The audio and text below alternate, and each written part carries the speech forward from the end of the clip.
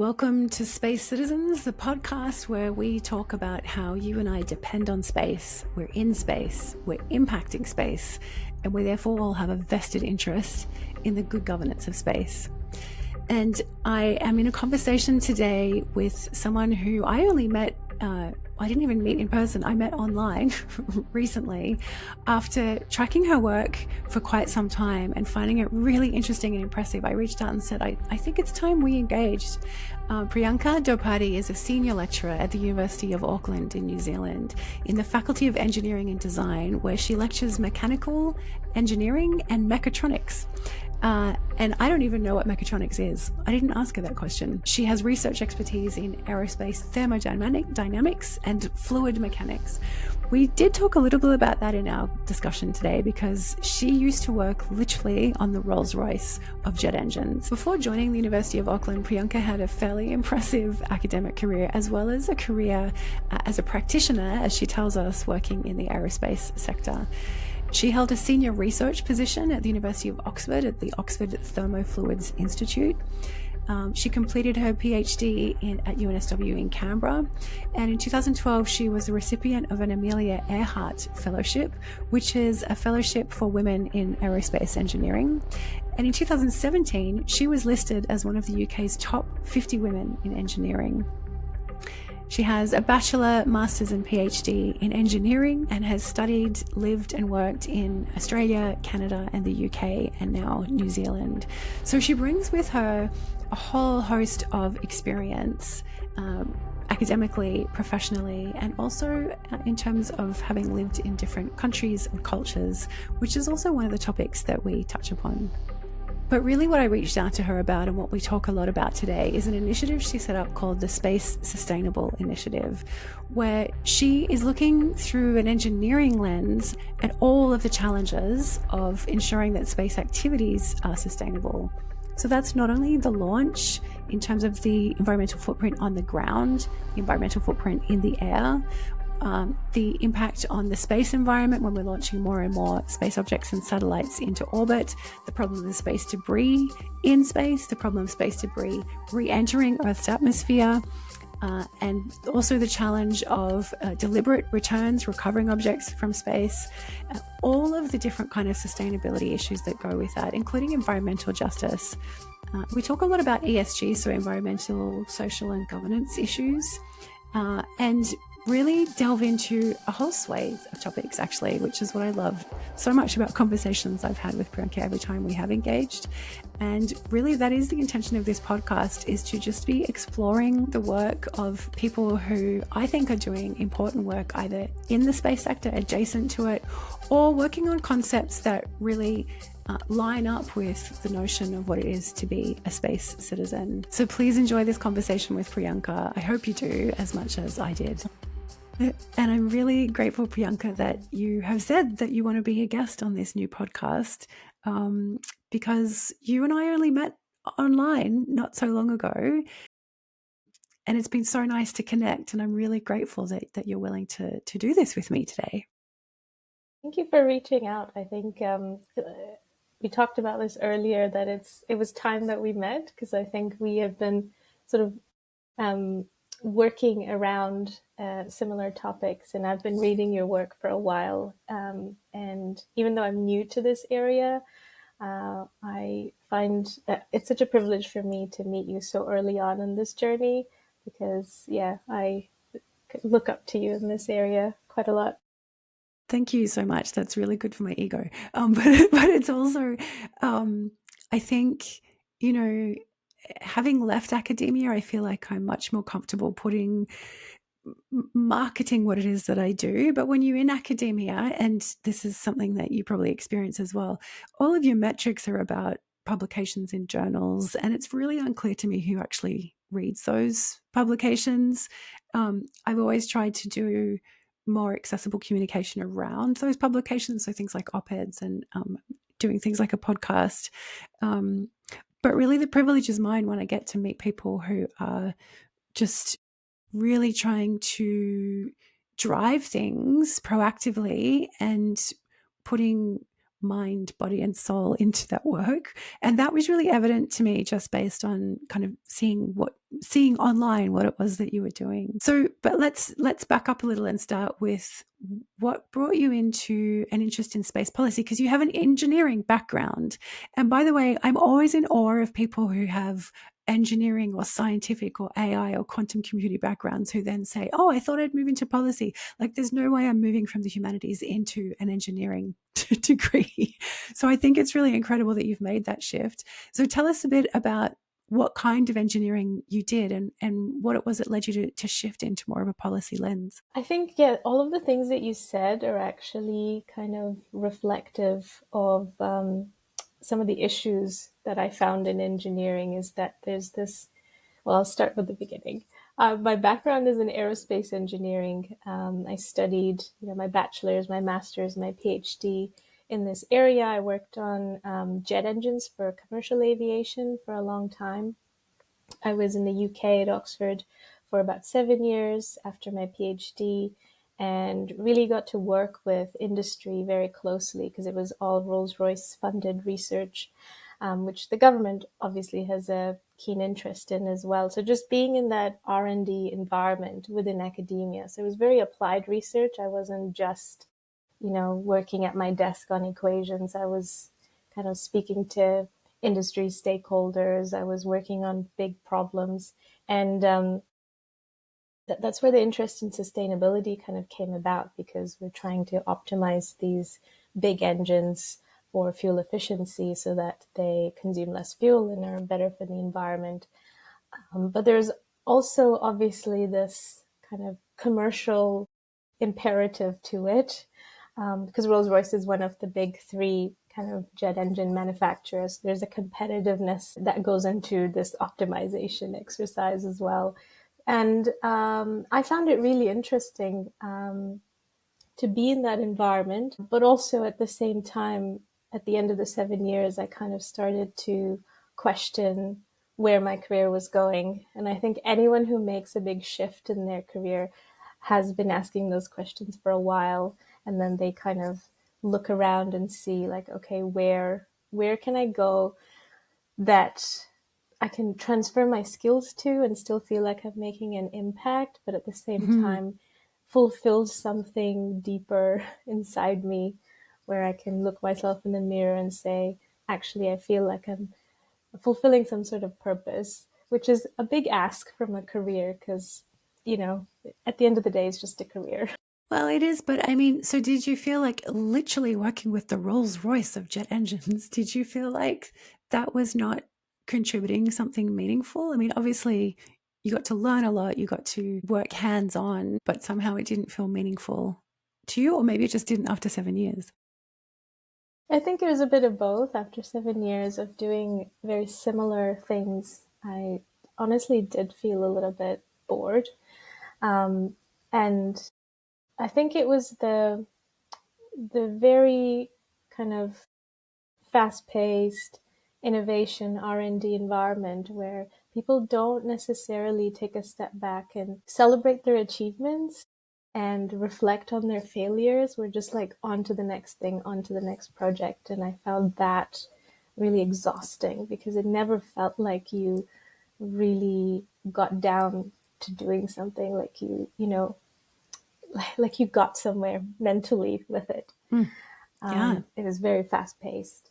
And at the same time, even though the sustainability interest was there, it still felt like I was just helping Rolls-Royce sell more engines at the end of the day, which is fine, if that's what people want to do. There's nothing inherently wrong about that. It's a great career if you spend 30 years of your life helping Rolls-Royce sell more engines, because they're doing amazing things in the green aviation space at the moment as well. They're really transitioning. But I also felt like I wanted to be closer to that kind of impact and actually coming up with new ideas in that area. And I think maybe you felt the same in your career as well, because you have that kind of background in law, and then now you're kind of in the space governance area. Yeah, although I think my shift was more subject matter within the same discipline. And what's been really interesting to me is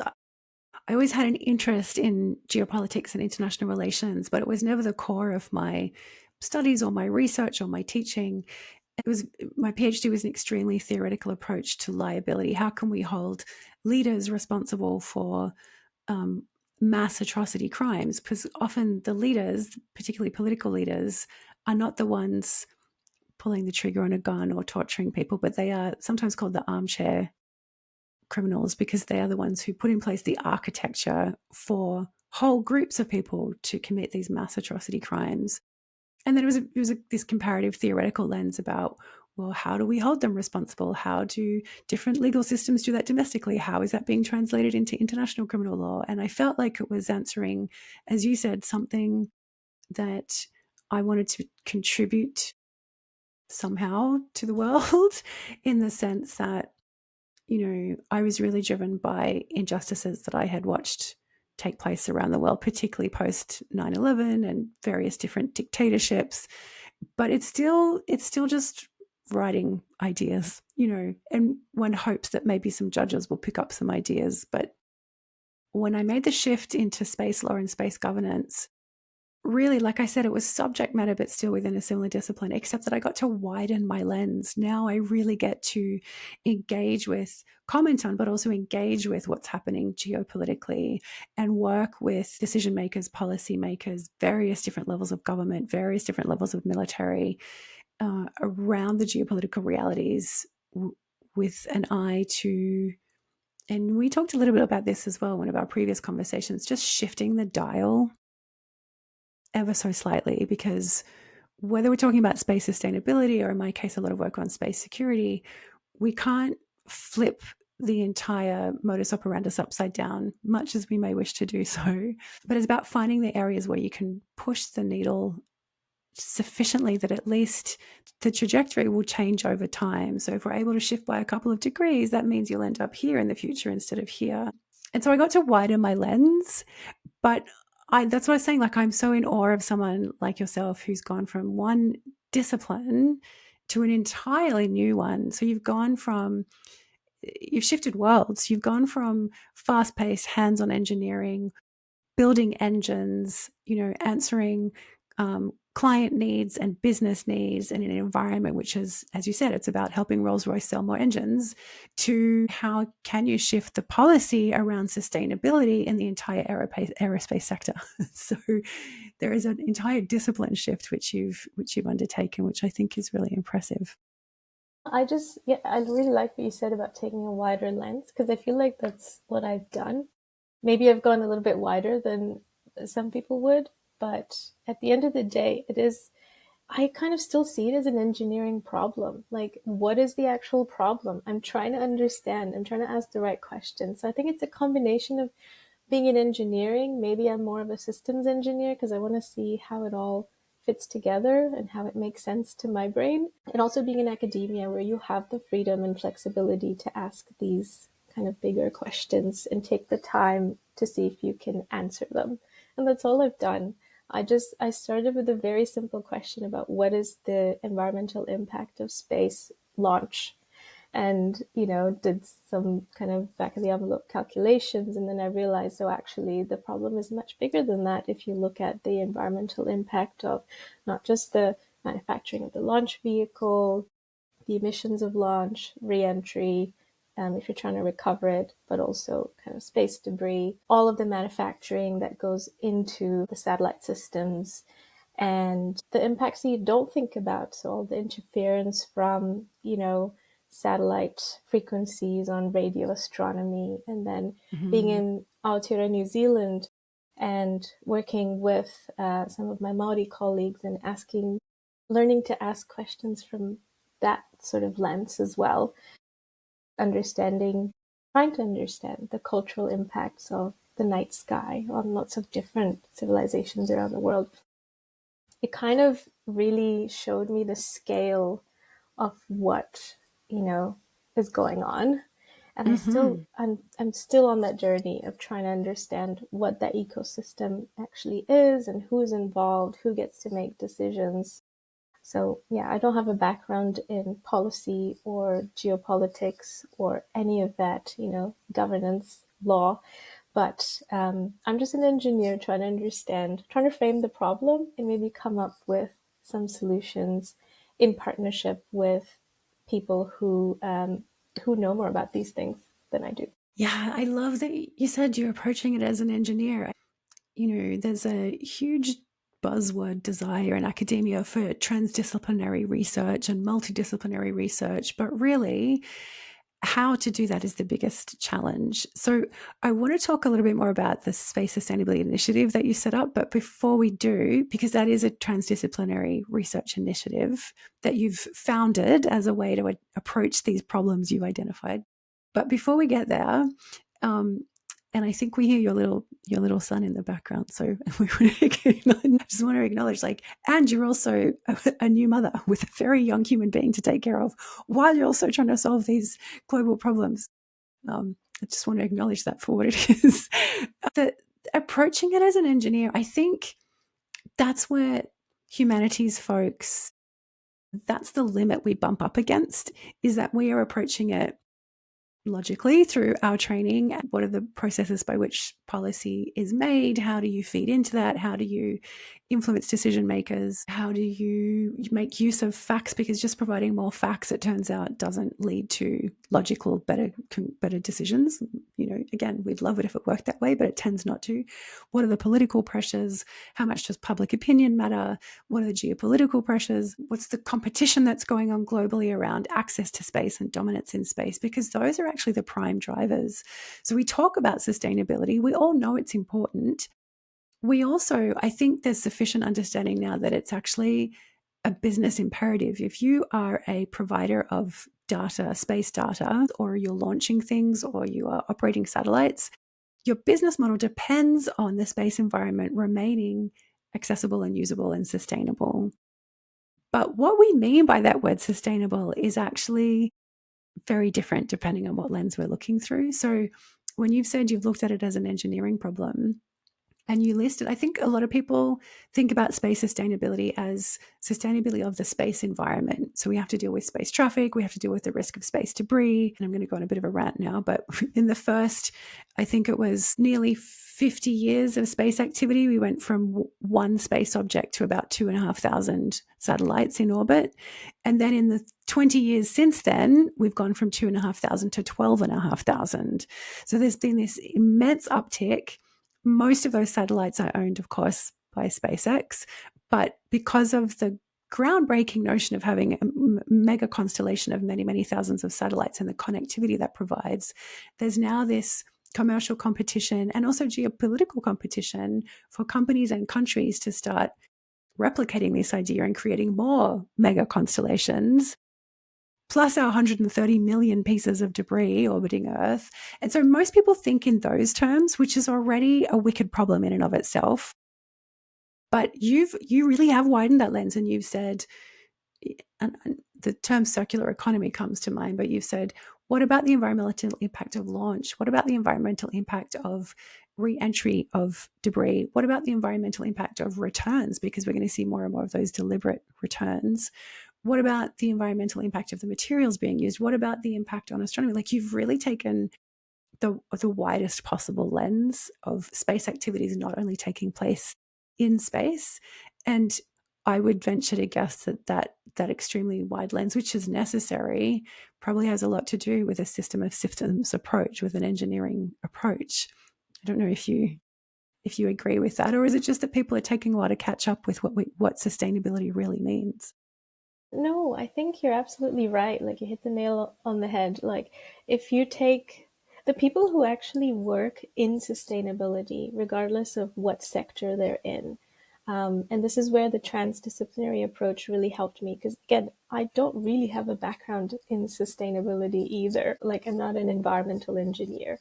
So, speaking to people who work in, say, government, local council, for example, who work on sustainability initiatives, futures thinking, systems thinking, that really kind of opened my eyes to how big the problem is and what the scale is and how we think about sustainability and how businesses that are not necessarily in the aerospace sector, but for example, mining, construction, like all of these really well established sectors have been having this conversation for a really long time. And they're much um, more well versed and ahead on this journey than aerospace is. When we're talking about carbon footprint, environmental social governance, or corporate social responsibility, and government incentives to, encourage this sort of thinking.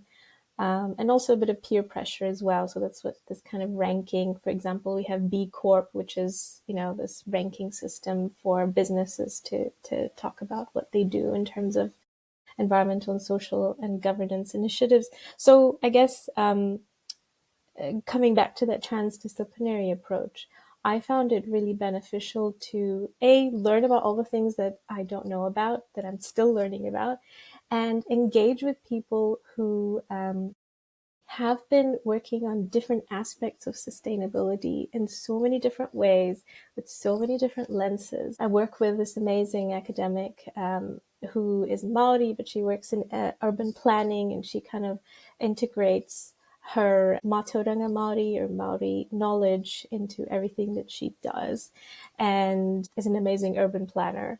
And I just learned so much from her about how to actually conceptualize what it is that you're planning for, and who is involved and who benefits from it, and how you should go about doing things. But then coming back to what you said earlier about, what the driving factors are for the aerospace sector globally, all of those things that engineers don't really think about.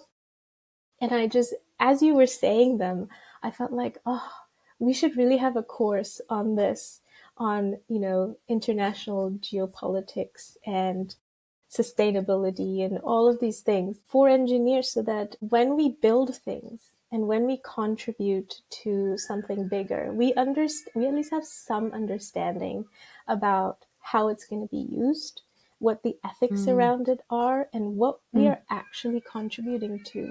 I feel like with engineering, what ends up happening is this kind of romanticizing of the technology, this technological utopia. Like, of course, we can build technology to solve this problem, but there might be other ways to solve that problem, or that problem might be resulting from a bigger problem, and we don't necessarily connect those dots. So this is where transdisciplinarity, even though it is a buzzword and it's, difficult to do, I think it has a lot of benefits, connecting STEM with humanities, and giving people the opportunity to kind of speak across disciplinary boundaries and talk about these things.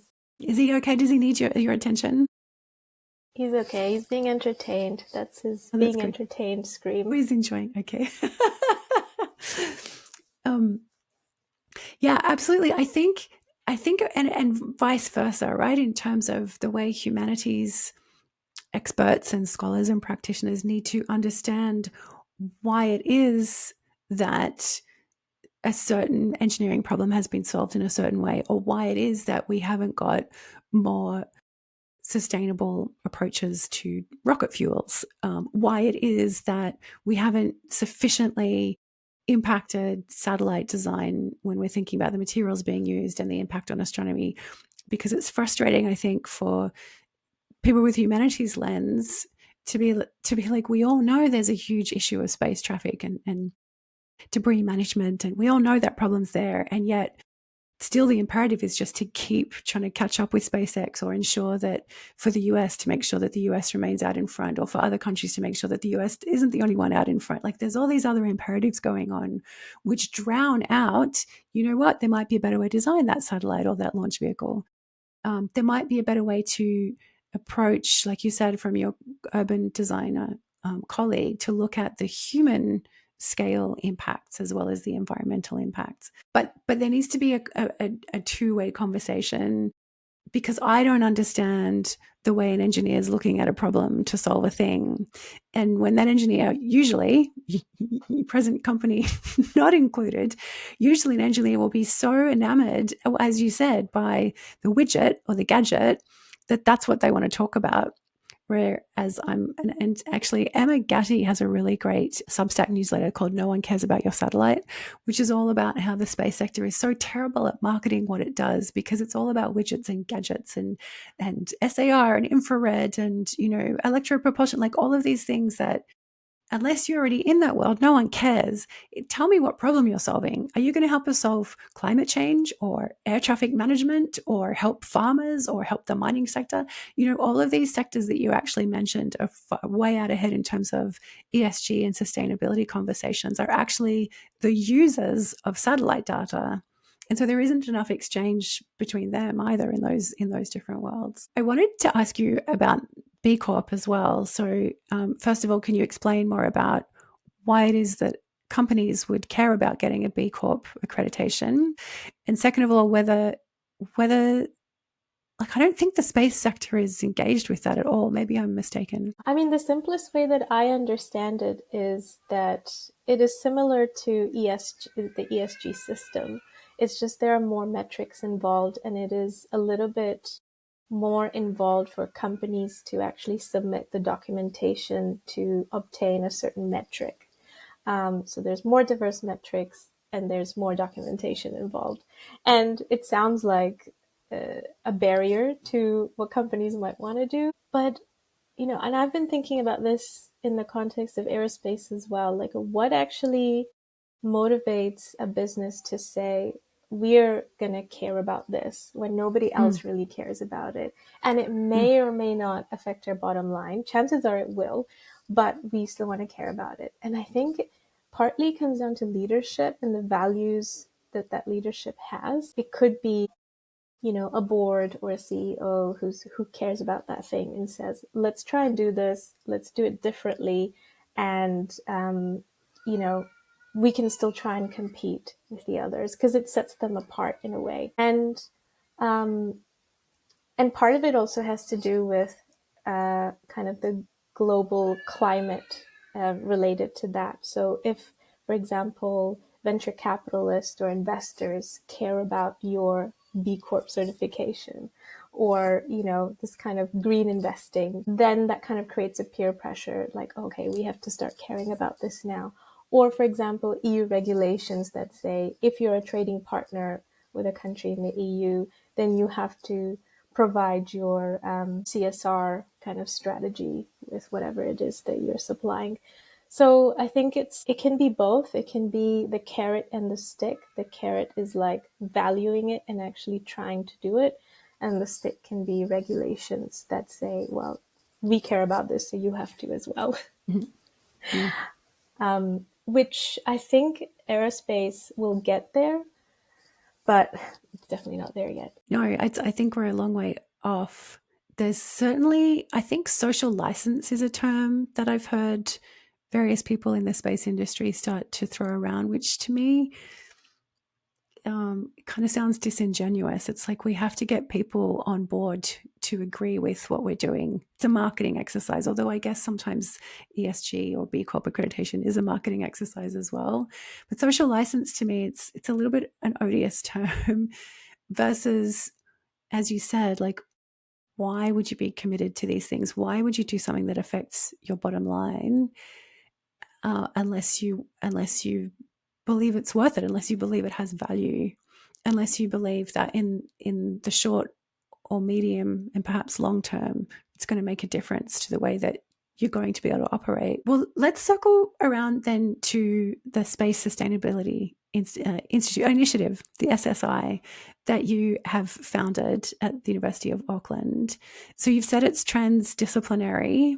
You've got STEM and humanities, and you also talked about it as having both a systems and a futures lens. So just talk us through what it was to set that up, because it's something that you have done as a initiative driven by everything that you've just been talking about, wanting to make an impact, wanting to bring your system of systems thinking. And how do you set up something like that as a transdisciplinary project? The Sustainable Space Initiative started off just from a small seed grant from the University of Auckland, and that's where we hosted it.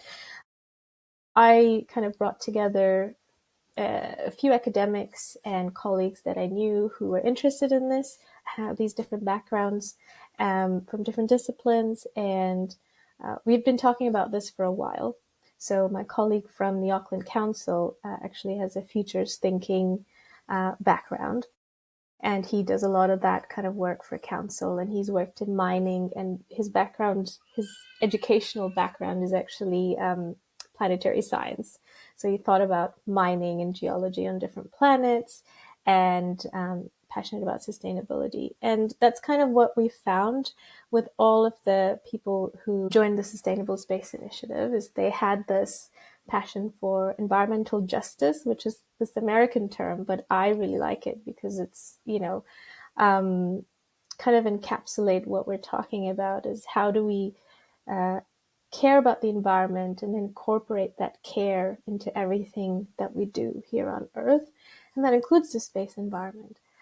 So we have an astrophysicist, we have an urban planner, futures thinker, policy experts, and an engineer, which is me. And we also have environmental scientists and engineers as well, who kind of know a lot of detail about how to measure certain types of emissions and things like that. And so this team, we just applied for this seed grant and we were successful and we set it up. And one of the first things we asked was, okay, what are we actually talking about?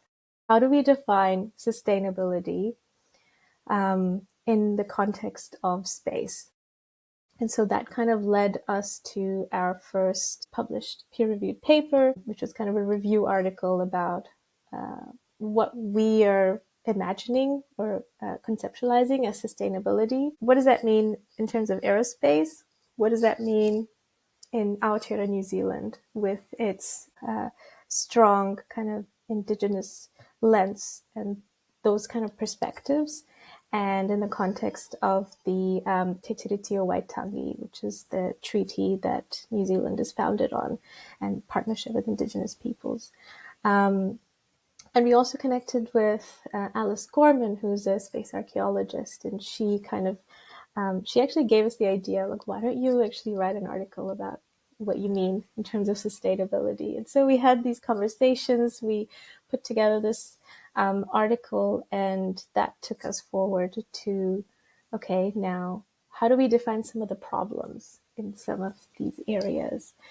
And so we've been going since 2022, and we've kind of come about in terms of dividing our work, even though we work transdisciplinarily and we all meet together every week.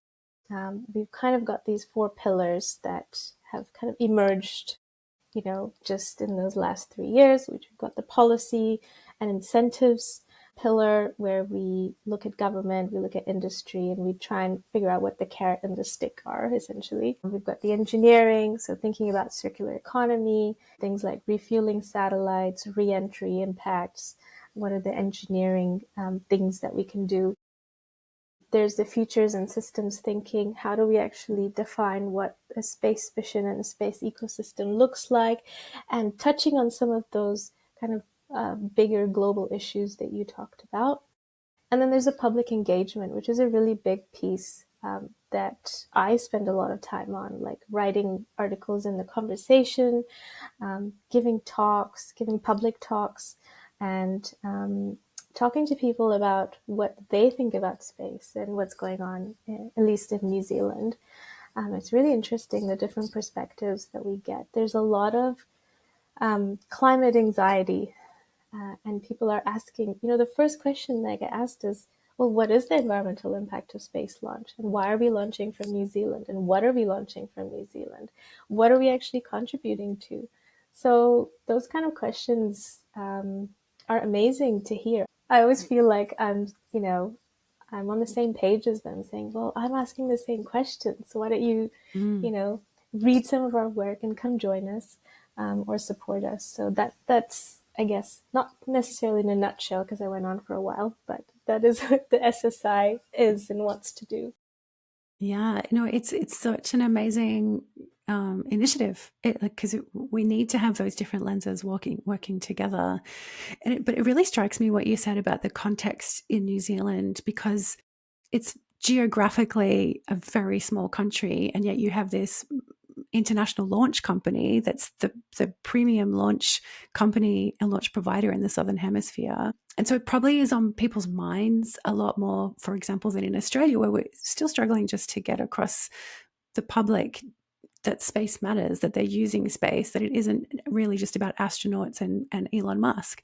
And because those are American narratives, and Australia doesn't really have its own clear narrative about why it might want to be a space nation.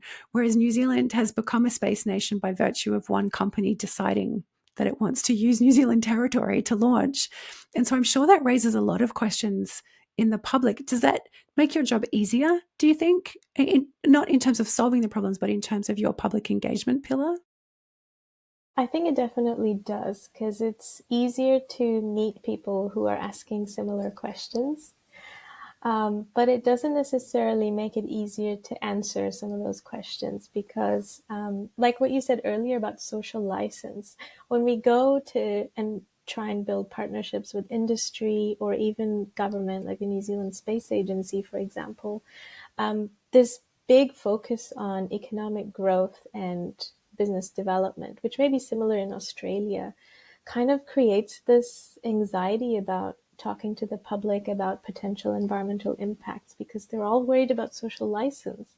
They want to public support for what they're doing. And that's like exactly what you said. It's kind of the wrong way of going about it. Like you already decided what you want to do, and now you're just trying to subscribe to that public license and trying to figure out how to get them to agree with what you want to do. And that, I think, describes New Zealand's space narrative, because Rocket Lab came about because of one person who had this dream. We're talking about engineers and, you know, their romanticizing of technology. So I feel kind of conflicted because what Sir Peter Beck has done with Rocket Lab, and, you know, he started it from his garage and really made that possible with he strapped rockets to a bicycle and stuff. Yeah. He did crazy stuff to He's test things out. Things. And the engineer in me really appreciates that and admires that. But at the same time, I just, you know, the whole thing about what we're contributing to and now competing directly with SpaceX and Elon Musk. And also the kind of use and commercialization of space data, which is what you talked about earlier as well. You know, users of space data. I'm still trying to understand what is driving the demand and what that demand really is, because it's used in so many different ways and there's all these benefits to it. But does it justify having a launch every 2 weeks or 3 launches per week? You know, like does the demand actually justify the supply, or is it supply the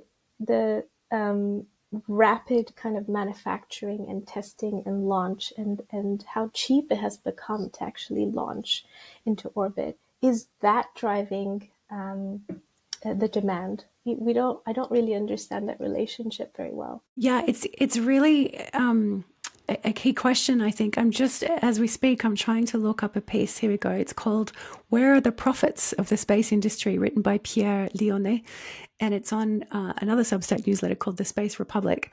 So I'm going to link to these things in the show notes. But that piece was really interesting to me because it's a realistic economic breakdown. All of these claims that the space industry is worth hundreds of billions, and by the end of the decade, it'll be worth many, many trillions. A lot of that is actually either made up numbers genuinely, or if you look at these reports from McKinsey and Deloitte, what they're looking at is the economy that's generated in the user segments. So yes, there are benefits for the mining and gas sectors. There are benefits for agriculture and food security, and you can measure those economic benefits because they are using satellite data. They are highly dependent on it. They actually can't operate their equipment and their business design and their functions can't operate without satellites. They're built with that as a design function. So yes, that you could say that's what the space industry is worth. There's a really strong case in terms of making clear to the public and to decision makers just how critical satellites are and space systems are. It's critical infrastructure.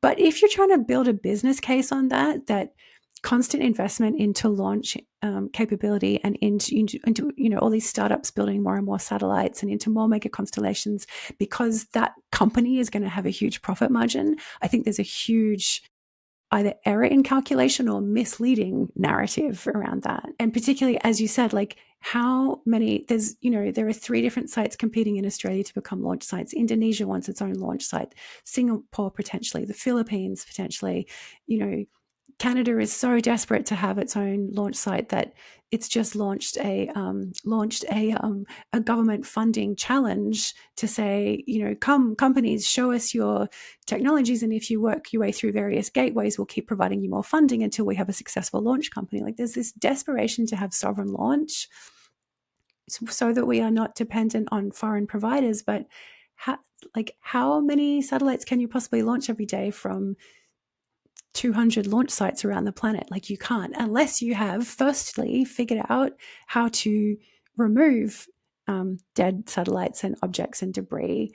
And if we're talking about wanting to refuel and service and recycle satellites in space, then we don't need to be launching them every day. So I absolutely agree. I think there's this false narrative around it. There's a huge excitement to jump onto these technologies. And because some companies and some countries have done really well, we all need to jump on this bandwagon. And I think it's a really damaging narrative too. It doesn't work. It hasn't worked in Australia to say, support the space industry because space is cool, because space is not cool. It's boring and mundane, and we use it every single day in really boring, mundane ways. It's critical infrastructure. It's not cool. And it's actually damaging because when you hear, and I no doubt this is part of those conversations you have as well, a lot of people say, why are we spending so much money on space when we have problems to solve on Earth? Well, the answer is we need satellites to solve those problems on Earth. But do we need more and more and more and more launch companies and launch sites? Like yeah. So what you said earlier about sovereign space capability, I think that is a big driver in kind of hyping up what the space industry actually offers, because everyone wants their own.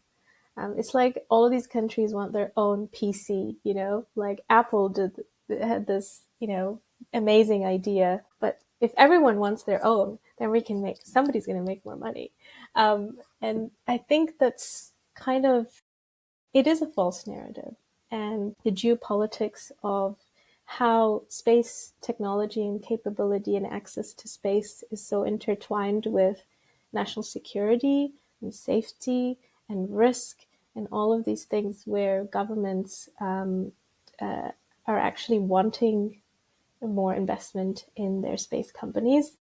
They're going in business with them. So kind of the public-private partnership models are becoming more of a thing in aerospace, at least in terms of space launch, I would say, and also Earth observation and trying to make the best use of that data. Because like you said, everyone is kind of nervous about what happens if something goes wrong in space or they lose access to GPS or, like this is big money in terms of GPS capability. I think there's a study done in the US that said losing GPS for even 15 minutes could be like billions of dollars of economic damage. So when space technology is that intertwined with your economy and how you do things across every sector, it becomes a national security issue. Yeah, no, I mean, you're 100% right that is a concern. And it's something that, again, in the Australian context, I've done a lot of work trying to make that clear to federal government departments that Australia has a massive vulnerability and that it is 100% dependent on foreign and commercial providers for all of its space data needs. And that is not a good position to be in. But that doesn't mean what we need to do is pour money into trying to replicate SpaceX, which is the leap quite often. Oh, well, we need sovereign launch. And again, in Australia, I'm like, to launch what? Because we don't have a satellite manufacturing capability. So what are you going to launch? Oh, and if we need connectivity across remote and rural areas in Australia, and this is a problem across the entire Asia Pacific, we need connectivity. Oh, well, we need to replicate SpaceX. We need to have these low Earth orbit, big constellations that are commercially owned. I'm like, well, that is not. Don't try and replicate what this particular individual has done through generating enormous wealth through various other companies, PayPal and Tesla, and then massive, massive government contracts. Don't try and replicate that. But B, why would you want to replicate mega constellations, which are causing enormous issues about all these issues around sustainability in space, launches, returns, the impact on astronomers, all the things we've talked about, the cultural impact as well. Why would you want to replicate that? And I do think sovereign is important, but we need to think about, you could have sovereign parts of the space infrastructure. You could have sovereign ground stations for advanced laser communications, and then partner with countries where you want to build those geopolitical relationships, strengthen those relationships. And I think this is really important in the Asia Pacific, where you not only burden share in terms of the costs and the knowledge that's needed and the engineering expertise, but you also build a stronger, more secure region because you have that shared infrastructure. And that's a way to think about sovereignty, rather than everyone needs to be doing everything themselves. Exactly. I completely agree, because you've written about this, and I was nodding my head as I was reading your piece about, there needing to be more international diplomacy and collaboration in terms of building resilience, rather than everyone wanting their own launch site and their own sovereign satellite and their own capability. We should, maybe this takes us into the conversation about gender and space, because when we talk about let's go there. Building collaborations. I do not understand. I mean, I've been a woman in engineering for like more than half my life now. Since I was 17, I started an undergrad degree, and I do not understand why it is so difficult for certain archetypes to build collaborations and to do this kind of open give and take, which I find easier to do when there are other women in the room. I don't know what gender dynamics is at play, or the kind of politics behind it, but I think if we have more diversity, more women at the table, more kind of open-minded decision makers who want to prioritize diplomacy. Again, we're talking about leadership and values. If they care about sustainability, if they care about diplomacy, that might result in different outcomes and different approaches. What would you say? 100%. I mean, you can still have women who are bad leaders. Like, just being a woman, it's not what's between your legs that determines what kind of leader you are. But there's no doubt, I was really influenced when I was teaching. I'd only been teaching for a few years in a university context.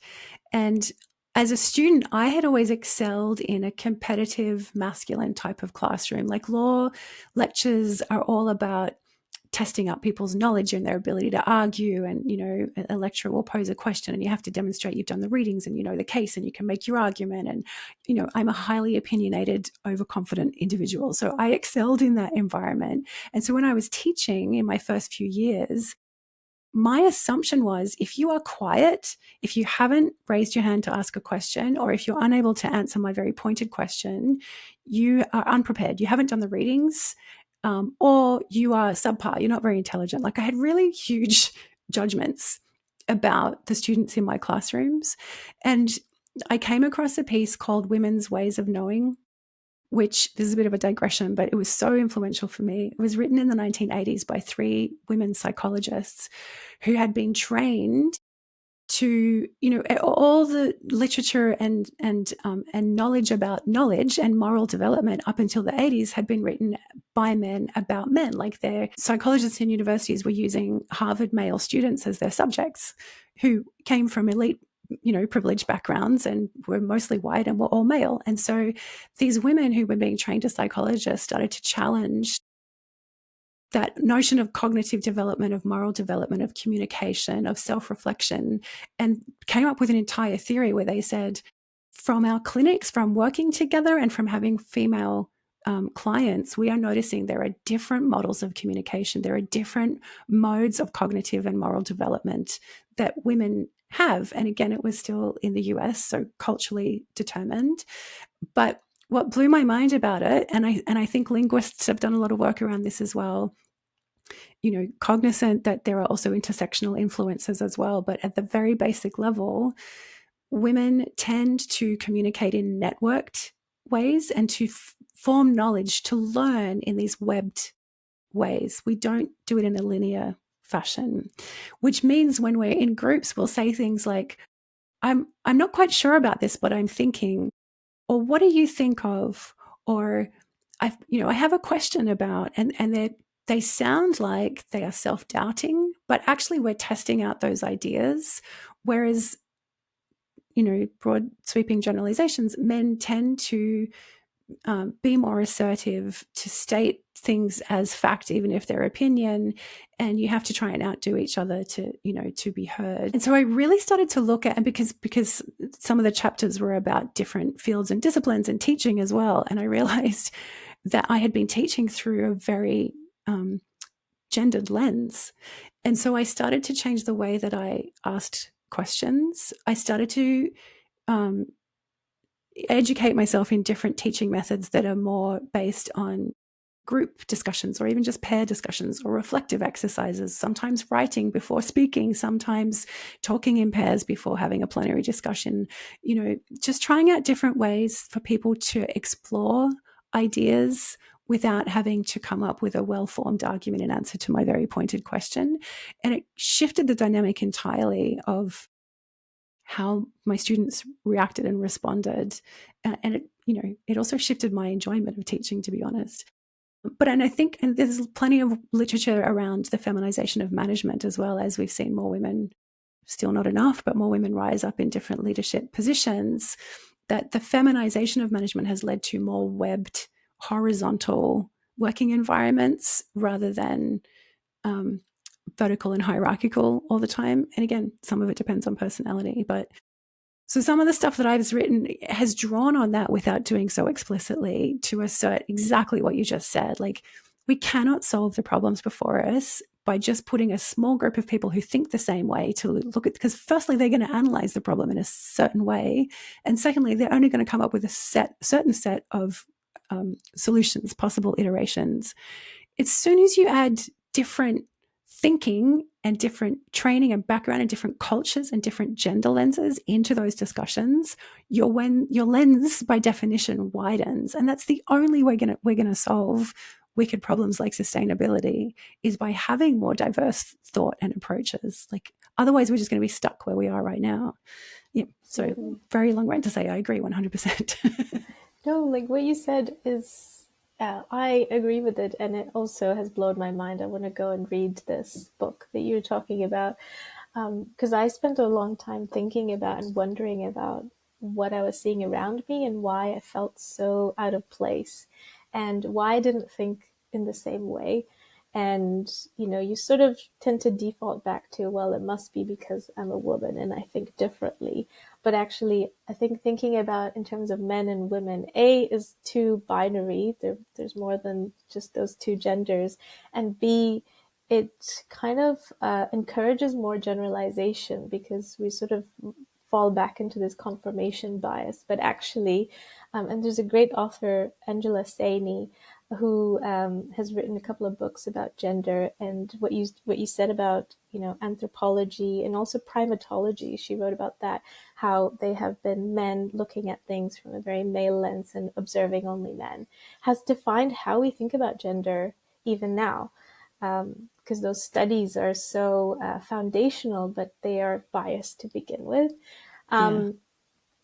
So the idea of male traits and female traits is also kind of outdated, and it's actually more of a mosaic of these traits that exist both in men and women and every gender, but we tend to categorize and generalize because it makes our life easier and confirm what we want to see around us.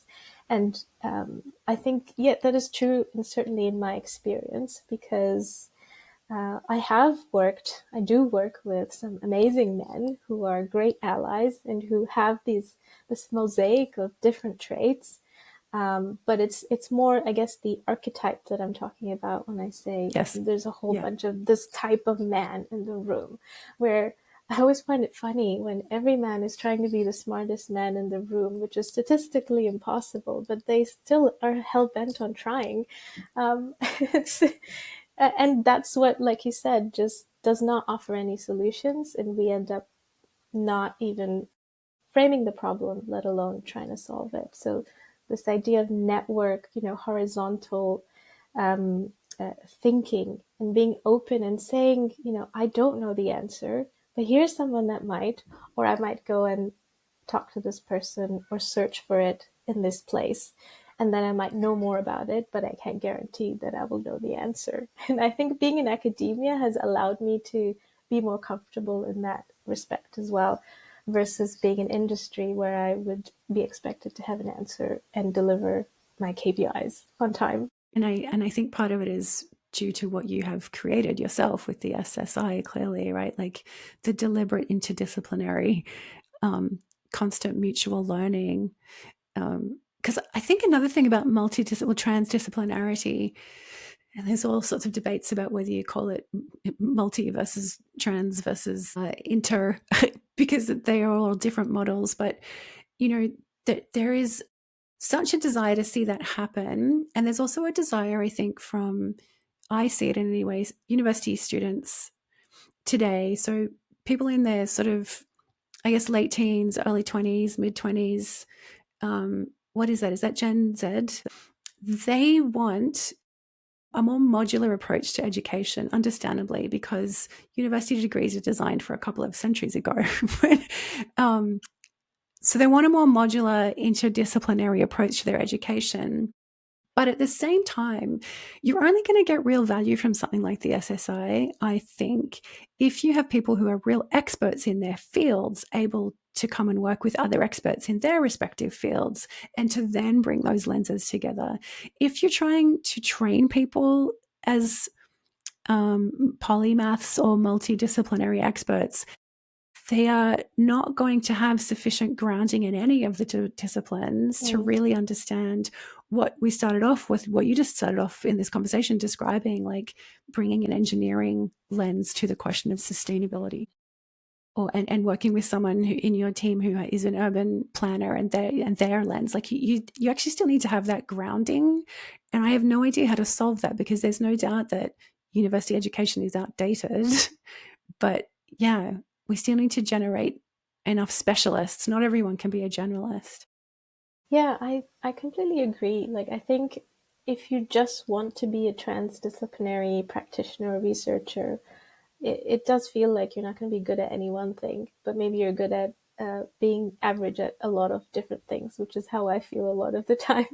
But but I think you're right about university students, is they want a wider appreciation of lots of things, but they also want to feel like they're graduating by being good at what something that's going to get them a job at the end of the day, right?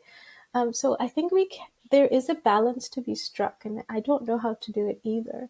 But giving students the flexibility and the option of taking a generalist course where they are forced to kind of learn a little bit about something they know nothing about, versus then switching, that code switch almost, the mindset switch to then becoming very focused and becoming an expert on something in that course.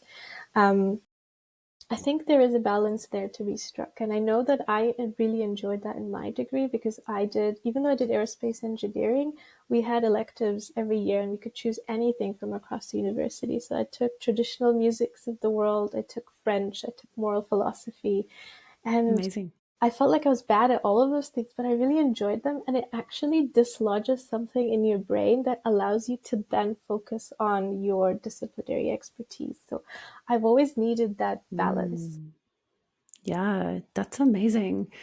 And it sounds like that approach has really influenced what led you to set up the SSI then in the way that you did? It has, and it continues to influence me and, allow me to be open-minded and say, I don't know anything about this thing, but I love, speaking to you about it because I learned so much just in this 1 hour conversation and the other chats that we've had. Because you are really good at what you do. And, there are others in the aerospace sector who are really good at what they do. And we kind of need to have more of these conversations and also come up with practical things that we can do to kind of encourage and enable this international diplomacy and collaboration in terms of research and governance and law and engineering and all of these disciplines. But we do need people who can speak across boundaries, and this is what I love. I love being that person who can kind of translate and help bring people together, because that's what I feel like I do. You do, you excel at it. And like that's the thing, being able to bridge the world of engineering and policy or humanities is a very rare skill. And the feeling is mutual, by the way. Every time we've spoken, I've walked away reflecting on things differently and having learned something. So, make sure that you count yourself amongst those people who are doing really important work. If I were to ask you where you would like to see the SSI in 5 years' time, what would that look like? I mean, I look to the Australasian Centre for Space Governance and see the kind of connections that you're starting to make across, the Asia Pacific, and the vision that you have for collaboration and resilience and kind of working together with different entities. I would love to do something like that on an international scale, because there are these kinds of groups, transdisciplinary groups, that are popping up around the world. They're, doing amazing things in Europe, in the UK, North America. And I think there's going to be more of a need for these groups to also collaborate amongst each other, rather than us doing our own special transdisciplinary research in New Zealand or Australia or Canada. So I would love to be part of that global conversation and then work to actually generate some influence in the industry. Because again, my background in actually partnering, working with industry, I love that kind of aspect of it too. So I would love to work with businesses and try and understand how we can work on that carrot bit. I don't want to go in there and be like, these are the regulations, this is what you have to do. I would love to work on some actual incentives to incorporate sustainability into how we build and manufacture and design aerospace systems, because I think there is opportunity there to be more resourceful. What are those incentives then? I mean, we talked about ESG and you need to have someone who cares, but what are the incentives writ large? I think part of it is just the cost savings from producing less waste. So if you're optimizing for sustainability, or sustainability is one of your metrics or your drivers in terms of your design principles, then there is opportunity to produce less waste, to use better material right from the outset. But I think it comes down to the mindset of that design cycle. And I think aerospace is going in the way of, say, Formula One, kind of the racing, where the cycle of design, build, test, modify, design, build, test becomes so rapid because of additive manufacturing, like 3D printing, and the testing facilities that we have that are state of the art and cheaper to build, like wind tunnel testing, for example. They just quickly print out model of a part, could be an airfoil or a wing or whatever, and test it, then take some measurements, then modify it. And, they can do that really, really quickly, quicker than ever before. And so I see that kind of happening more and more in aerospace with, physical parts that you have to build, circuits you design, or frames or, structures that you build, especially in terms of composite materials. So I think that mindset of, well, let's try and do it right from the get-go, so we don't have to go through so many iterative cycles, because it's cheaper and quicker to do that. Let's try and do it the slower way, where we actually understand, the physics behind it. So then we can use better materials and reduce the amount of waste and, optimize our design with sustainability as a principle. I think that mindset shift needs to happen. And that's just in terms of waste and carbon footprint and all of these things. In terms of, fuels that you can use that are more sustainable. Like aviation is leading the way in that respect. Commercial aviation, looking at things like hydrogen fuel. I mean, space launch is harder in that respect because you need more energy to get into orbit, but there is an opportunity there to invest in more sustainable fuels. I met someone at a conference recently who works for a small company building small launch vehicles, small rockets, using methane from cows. It's powered by cow farts. I was like, well, there is solving a bunch of wicked problems by putting things together. So that's going to be a future episode. I'm going to get her to come and talk about how you get to that. So this has been amazing, Priyanka. Thank you. And like every time we have a conversation, I think we weave through so many things. I really love what you're doing with the Sustainable Space Initiative. You're talking about design principles all the time, and your design principle is how do you bring different lenses to the problem of sustainability? How do you even define sustainability? And working from the ground up. And I have no doubt that it's going to continue to grow and that in 5 years you'll be doing global projects. I'm really grateful for your time and look forward to more of these kinds of conversations in the future. Thank you so much. Thank you so much, Cassandra. I really enjoyed talking with you. Thanks for listening to the Space Citizens podcast. I'm Dr. Cassandra Steer, and it's great to be in conversation with you. If you want to know more about the things we discussed in today's episode, you can find information in the show links. And if you liked the original music created for this podcast, you can look for DJ Marcus Alonso online. And please check out the Space Citizens newsletter on Substack.